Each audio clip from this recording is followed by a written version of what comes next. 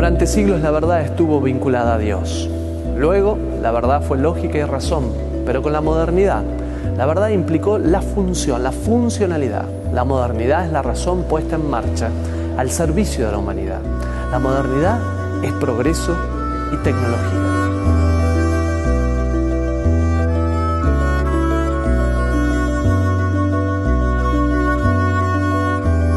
En el programa de hoy nos preguntaremos qué entendemos por modernidad cuando hablamos de arte. Indagaremos si la modernidad se refiere a lo que sucede hoy en día o si es posible que lo moderno sea una cuestión sucedida varias décadas atrás. Intentaremos comprender cómo influyó el avance de la ciencia y la tecnología en la concepción del arte moderno y qué papel jugaron pensadores como Descartes y Kant en el modo de abordar desde la razón el problema de la comprensión y la interpretación.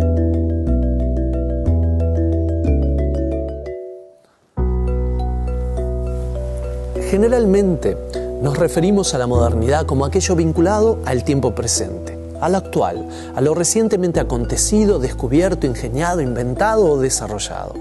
Lo moderno intrínsecamente implica lo novedoso, lo nuevo, lo avanzado, lo mejorado. Sin embargo, como edad del pensamiento, como etapa en la historia del arte, la modernidad hoy ya es cosa del pasado. Pensar la modernidad implica, dependiendo de la disciplina desde la cual sea nuestra intención definirla, situarnos a mediados del siglo XV o más tardíamente a finales del siglo XIX y principios del XX. Incluso hay quienes sostienen que los orígenes de la modernidad se remontan a la antigua Grecia.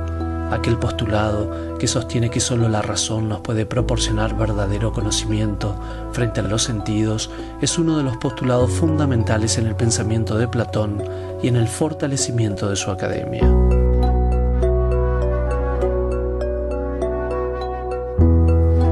En términos del pensamiento, la modernidad se vincula a la razón, a la lógica, y se contrapone a lo místico, religioso, teológico como forma de explicar las grandes preguntas sobre el universo.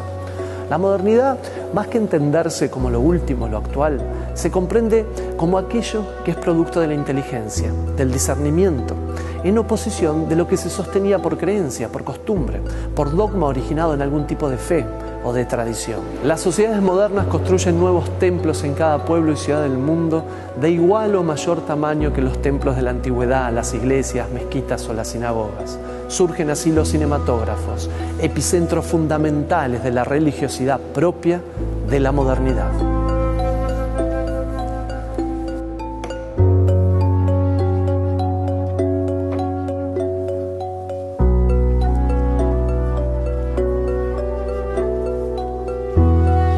El museo como institución se consolida con el pensamiento moderno cuando la obra de arte deja de ser un objeto de veneración religiosa. Los altares son reemplazados por las vitrinas y anaqueles y las ceremonias por las grandes muestras y exhibiciones. El Museo de Arte Moderno de París tiene como objeto el atesoramiento y la exposición de diferentes corrientes artísticas del siglo XX. Su centro de atención está puesto en las creaciones fauvistas, en las cubistas y en el arte abstracto y el arte contemporáneo. También existe un espacio dedicado a las artes decorativas y al mobiliario de las décadas de 1920 a 1940. Actualmente, Comúnmente, cuando nos referimos a lo acontecido en nuestra época, la intelectualidad o el mundo del arte suelen referirse a esto como lo contemporáneo, como la contemporaneidad. Incluso los museos e instituciones de reciente creación que coleccionan o exhiben arte producido en nuestro tiempo suelen denominarse a sí mismos como museos o instituciones contemporáneas. La modernidad es cosa del pasado, lo actual es lo contemporáneo.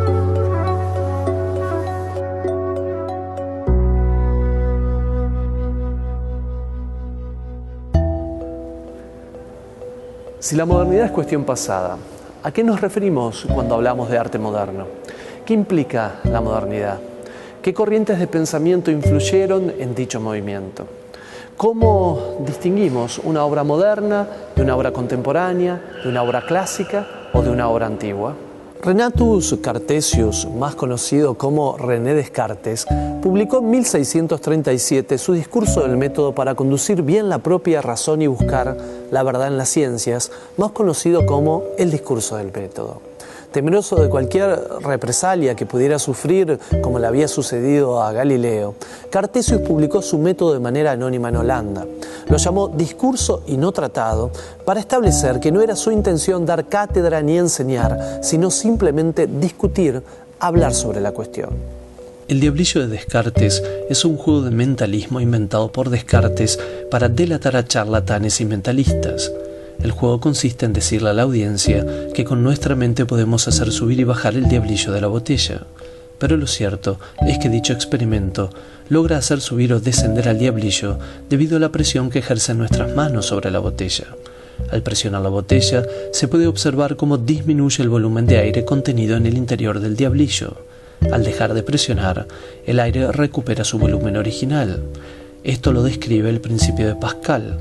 Un aumento de presión en un punto cualquiera de un fluido encerrado se transmite a todos los puntos del mismo. Antes de presionar la botella, el diablillo flota debido a que su peso queda contrarrestado por la fuerza de empuje ejercida por el agua. La disminución del volumen del aire en el interior del diablillo lleva consigo una reducción de la fuerza de empuje ejercida por el agua. Esto ya lo explica el principio de Arquímedes. Todo cuerpo parcial o totalmente sumergido en un fluido experimenta un empuje vertical ascendente que es igual al peso del fluido desalojado. Debemos reformar estas creencias, dice Descartes, distinguiendo lo verdadero de lo falso, pero manteniendo un cimiento personal. Tal vez la más importante de todas las afirmaciones vertidas en su discurso sea aquella a partir de la cual se permite dudar de forma metódica de todo lo que lo rodeaba. Dicho postulado lo lleva a estipular 4 reglas fundamentales. Primero, no admitir jamás cosa alguna como verdadera sin haber conocido con evidencia que así era. Segundo, dividir cada una de las dificultades que examinaré en tantas partes como fuera posible y en cuantas requiriese su mejor solución. Tercero, conducir con orden mis pensamientos, empezando por los objetos más simples y más fáciles de conocer, para ascender poco a poco, gradualmente, hasta el conocimiento de los más compuestos e incluso suponiendo un orden entre los que no se preceden naturalmente. Y finalmente, en el punto 4 dice: hacer en todo recuentos tan integrales y unas revisiones tan generales que llegase a estar seguro de no omitir nada. El discurso del método es, por lo tanto, una de las primeras obras de la filosofía moderna. Defendía la ruptura con el viejo mundo medieval y la configuración de otro nuevo, el mundo de la edad moderna.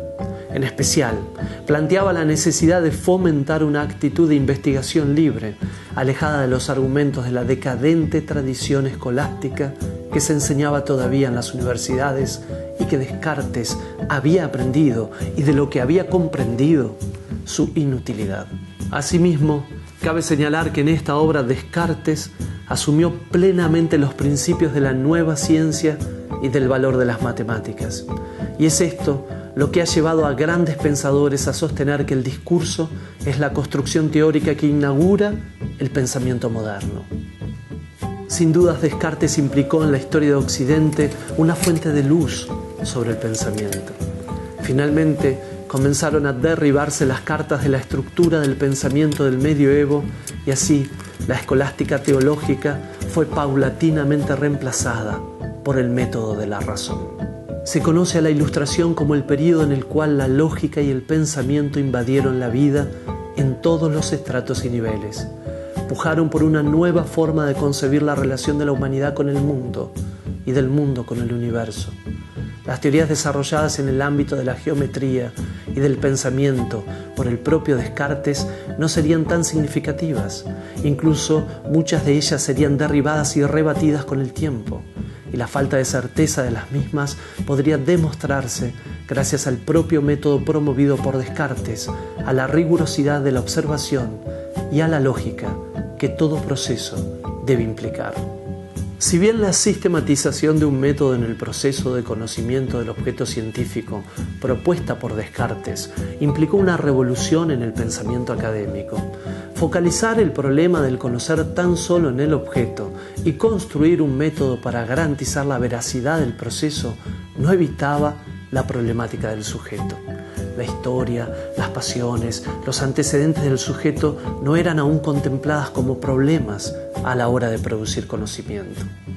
En 1781 Immanuel Kant publica su obra Crítica a la razón pura, donde se propone la conjunción del racionalismo y el empirismo, haciendo una crítica de las dos corrientes filosóficas que se centraban en el objeto como fuente de conocimiento, estudiando el sujeto como la fuente que construye el conocimiento a través de la representación que el sujeto toma del objeto mediante la sensibilidad inherente a su naturaleza. Entre las resistencias que encontró la obra se puede citar la de Pío VIII, que antes de llegar a ser Papa católico y siendo prefecto de la fe, prohibió bajo amenaza de excomunión la lectura de la Crítica de la razón pura, con un decreto firmado el 8 de julio de 1827. Kant abre la obra discutiendo la posibilidad de la existencia de juicios sintéticos a priori, es decir, Kant pone de relieve la existencia de los prejuicios en toda experiencia humana. Descartes había logrado debatir la escolástica y el conocimiento de origen místico, sosteniendo que lo importante era la observación y la verificación del objeto. Es decir, la información no provenía de la tradición ni de la fe, sino de la propia experiencia, de la descripción producida en el proceso sensible de percepción. Pero Kant planteaba el problema de la interpretación, es decir, a todo proceso de percepción se le anteponen los prejuicios, los preconceptos. El sujeto está sujetado a su pasado, a sus pasiones, a sus sueños. El sujeto no es libre, mira desde su historia, valora desde su deseo a futuro.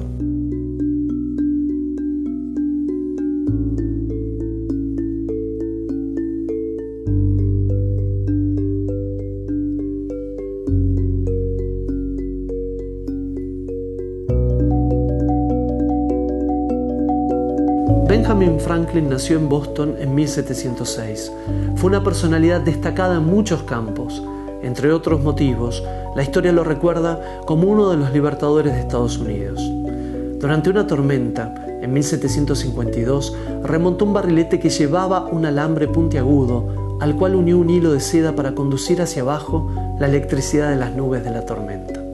Cuando Franklin acercó la mano a una llave metálica unido al hilo de seda, esta soltó chispas. El experimento de Franklin tuvo dos efectos electrizantes. En primer lugar, el mundo se interesó súbitamente por la electricidad y por otra parte, las Américas comenzaron a ser respetadas en el mundo de las ciencias. El eurocentrismo miraba con sospecha y menosprecio todo lo que proviniera de lugares que no fueran la propia Europa.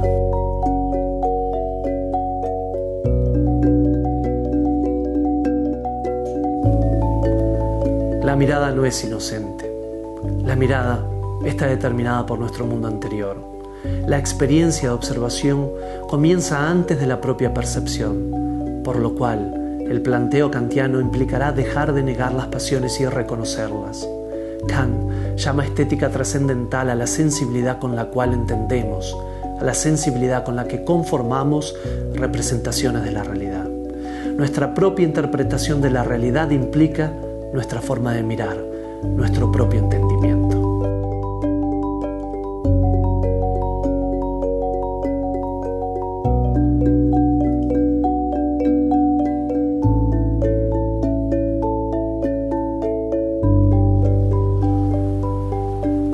Con la modernidad en una primera etapa, los intelectuales reflexionan sobre nuestra forma de conocer, de percibir, de observar. Pero en una segunda etapa, el conocimiento se concibe como la conformación, el modelado de lo percibido mediante nuestro propio entendimiento. La ciencia discute desde mediados del siglo XV hasta entrado el siglo XX no solo la forma de percibir, sino la descripción, el enunciado científico que se produce a partir de dicha percepción. En este proceso de observación y de reproducción del observado, uno de los últimos pensamientos que más influyen en la búsqueda de garantizar la veracidad del enunciado científico es la teoría de Sigmund Freud.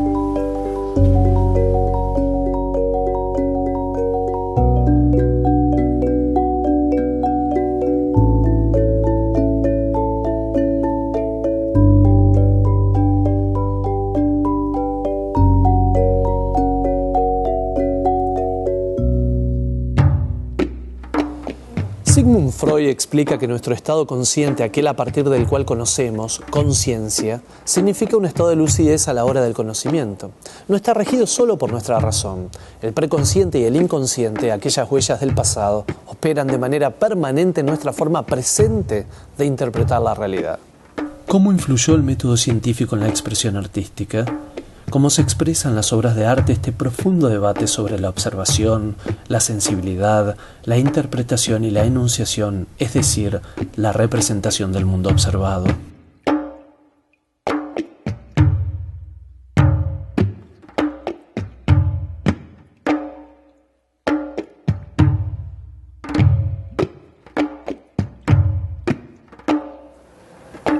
La expresión decimonónico tiene dos acepciones.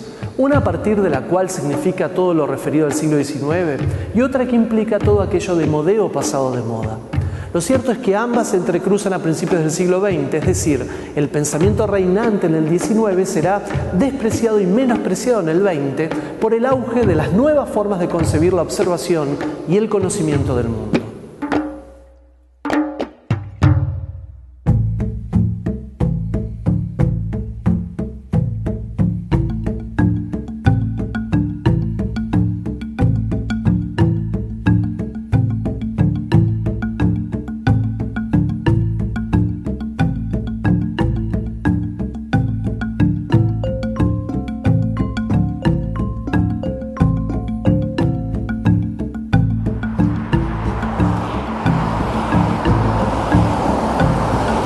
El Museo Thyssen-Bornemisza de Madrid organizó una exhibición que pone en valor la obra de un pintor que implicó, tal vez, el punto final del impresionismo y, por qué no, la línea de largada del cubismo.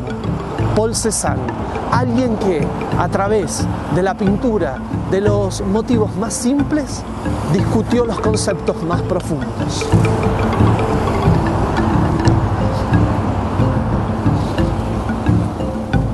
Paul Cézanne, ignorado en su tiempo, es considerado hoy el padre de la modernidad en la pintura. Cézanne intentó conseguir una síntesis ideal de la representación naturalista, la expresión personal y el orden pictórico. Manifestó un interés progresivo en la representación de la vida contemporánea, pintando el mundo tal como se presentaba ante sus ojos, sin preocuparse de idealizaciones temáticas o afectación en el estilo. Luchó por desarrollar una observación auténtica del mundo visible a través del método más exacto de representarlo en pintura que podía encontrar. Con este fin, ordenaba estructuralmente todo lo que veía en formas simples y planos de color. Su afirmación, quiero hacer del impresionismo algo sólido y perdurable como el arte de los museos, subraya su deseo de unir la observación de la naturaleza con la permanencia de la composición clásica. Son muy características y fácilmente reconocibles sus pinceladas, a menudo repetitivas, sensibles y exploratorias. Estas pequeñas pinceladas y planos de color se conjugaban para formar campos complejos, expresando al mismo tiempo las sensaciones de que el ojo observa y una abstracción de la naturaleza que es observada. Cézanne se esforzó por comprender y reflejar la complejidad de la percepción visual humana. Quería ofrecer una visión auténtica de la realidad y para ello observaba los objetos desde distintos puntos de vista, lo que lo llevó a representarlos desde perspectivas diferentes simultáneamente. La obra de la madurez de Cézanne muestra el desarrollo de un estilo de pintura solidificado, casi arquitectónico. La intensidad de sus colores, unida al aparente rigor de la estructura compositiva, indican que había sintetizado los elementos básicos de representación y expresividad de la pintura de un modo muy personal. Estaba interesado en la simplificación de las formas y en su manifestación geométrica. En 1904 expresó: todo en la naturaleza se modela según la esfera, el cono, el cilindro. Hay que aprender a pintar sobre la base de estas figuras simples. Después se podrá hacer todo lo que se quiera. Por ejemplo, un tronco de árbol puede concebirse como un cilindro. Una cabeza humana puede entenderse como una esfera. Además, la atención concentrada con la que había registrado sus observaciones de la naturaleza dieron como resultado una profunda exploración de la visión binocular que resulta de dos percepciones visuales simultáneas y ligeramente diferentes. Esto nos proporciona una percepción de la profundidad y un conocimiento complejo de las relaciones espaciales. Vemos dos puntos de vista simultáneamente. Cézanne empleó este aspecto de la percepción visual en su pintura en grados diferentes. La observación de este hecho, junto con el deseo de Cézanne de capturar la verdad de su propia percepción, a menudo lo llevó a presentar las formas de perfil para al mismo tiempo intentar mostrar los puntos de vista diferentes, tanto del ojo izquierdo como del ojo derecho. La retrospectiva de Cézanne de 1907 en el Salón de Otoño impactó fuerte en la dirección que tomó la vanguardia parisina, dando crédito a su posición como uno de los artistas más influyentes del siglo XIX y al advenimiento del cubismo. Fueron las exploraciones de Cézanne de simplificación geométrica y fenómenos ópticos las que inspiraron a Picasso, Braque, Gris y otros para experimentar con múltiples visiones aún más complejas del mismo tema y con el tiempo a la fractura de la forma.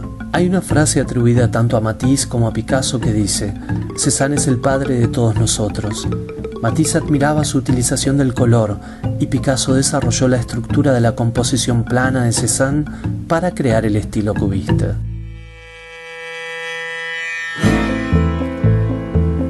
Con la razón y la lógica surgieron nuevas formas de expresión.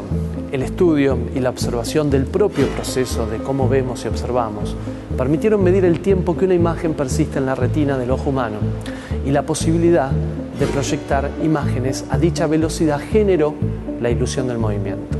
El cine es una expresión tan propia de la modernidad que al establecerse la costumbre de acudir a una gran sala a ver cine, dichas salas adquirieron la forma propia de la arquitectura moderna, de la arquitectura de la lógica y de la razón. Espacios más útiles que adornados, más funcionales que decorados. La utilidad se transforma en el principio de organización de la forma moderna.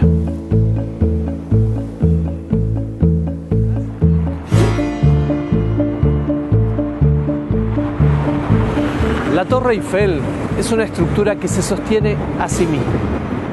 La torre más famosa del mundo se implantó como un ícono a fines del siglo XIX y vino a decirle a la humanidad que, finalmente, la aguja más elevada e imponente no está sobre una catedral ni una basílica y no pretende elevarse a Dios, sino elevar la inteligencia humana. A escala de la razón, la Torre Eiffel tiene el tamaño necesario para demostrar que el dominio de la ciencia y la tecnología no tienen límites.